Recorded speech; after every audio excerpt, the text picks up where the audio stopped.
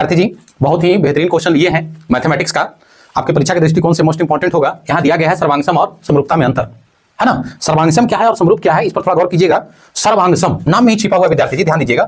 सर्वांगसम, सर्वांगसम अर्थात सर्वांगसमता भी लोग कहते हैं, ध्यान रखिएगा। सर्वांगसम, है ना। सर्वांगसम, सम मतलब क्या होता है, बराबर। सर्व मतलब सभी अंग, है ना। अंग शब्द इसमें छिपा हुआ है, अंग, है ना।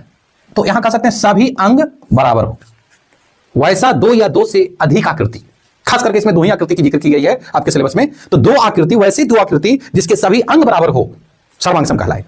क्या कहलाएगा, सर्वांगसम, है ना। दो आकृति, जैसे ये देखिए दो त्रिभुज दिए गए हैं, अगर इसकी भुजा 3 है, इसकी भुजा 3, तीनों इसकी 3-3 भुजा है, इसकी भी 3-3 भुजा है, 3-3 सेंटीमीटर 3-3 सेंटीमीटर, तो आप कह सकते हैं कि ये दोनों क्या होगा, सर्वांगसम होगा। क्या होगा, सर्वांगसम होगा। ये सर्वांगसम का चिन्ह होता है विद्यार्थी जी, गौर कीजिएगा, ठीक है। ऐसा ही आप कह सकते हैं समान त्रिज्या वाले दो वृत्त, शब्द पर गौर करेंगे, समान त्रिज्या वाले दो वृत्त, है ना। अगर इसकी भी त्रिज्या 2 सेंटीमीटर है और इसकी भी त्रिज्या 2 सेंटीमीटर है, तो कह सकते हैं दोनों क्या होगा, सर्वांगसम होगा, है ना। उसी प्रकार से ले लेंगे दो आयत, दो आयत, अगर इसकी भी लंबाई इसकी लंबाई के बराबर है, इसकी चौड़ाई के बराबर है, तो कह सकते हैं दोनों क्या होगा, सर्वांगसम होगा। क्या होगा विद्यार्थी जी, सर्वांगसम होगा। चलिए अब आइए हम लोग कह सकते हैं समरूप क्या है सर। समरूप, समरूपता देखिएगा, समरूपता, समरूपता क्या है। समरूप, इसमें देखिएगा कहा जा रहा है सम मतलब बराबर, रूप, रूप तो समान रहेगा लेकिन अंग बराबर नहीं होगा विद्यार्थी जी। रूप समान रहेगा लेकिन अंग बराबर नहीं होगा, तो उसे क्या कहेंगे, समरूपता। जैसे दो मनुष्य को ले लीजिए, रूप समान है लेकिन अंग क्या बराबर है। दो व्यक्ति को अगर ले लेते हैं तो रूप देखिएगा, उनके भी आंख नाक कान सब कुछ एक दूसरे से मैच करेगा, लेकिन अंग बराबर है नहीं। किन्हीं का हाथ बड़ा है तो किन्हीं का छोटा है।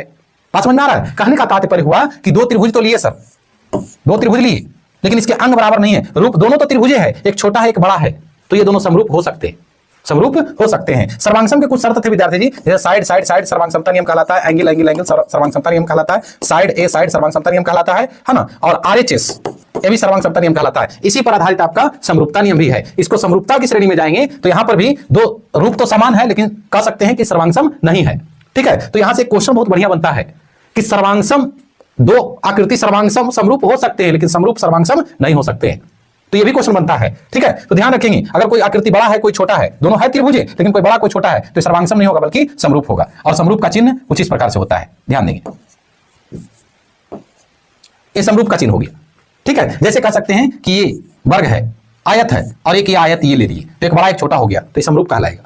क्या कहलाएगा, समरूप कहलाएगा। कोई वृत्त एक छोटा है और कोई वृत्त एक बड़ा है, समरूप कहलाएगा। रूप समान है लेकिन आप कह सकते हैं कि दोनों में बड़ा छोटा का अंतर हो जाता है, ठीक है। और इस सर्वांगसमता नियम को ही समरूपता नियम में लाया जाता है। समरूपता नियम को आप दो विधि से जानते हैं, जिनके कोण आपस में बराबर हो, संगत भुजाएं एक ही अनुपात में हो।